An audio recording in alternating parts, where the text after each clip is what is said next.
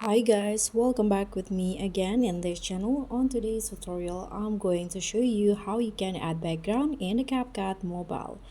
So first, you can just add the video that you want to replace its background.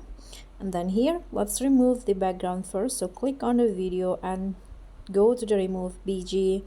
Then I'm going to just use the auto removal because this video contain only one person and it is a portrait. You can click on a check icon and just wait until the removing background process is finished. And now to add a new background, here you can find the background option. Then choose the background that you want. In this case, I'm going to use image. Here you can also add your own image from your library.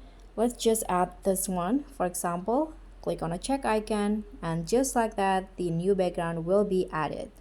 And that's all for me. Thank you so much for watching. Don't forget to like, comment, and subscribe. Also, click on the thanks. Bye.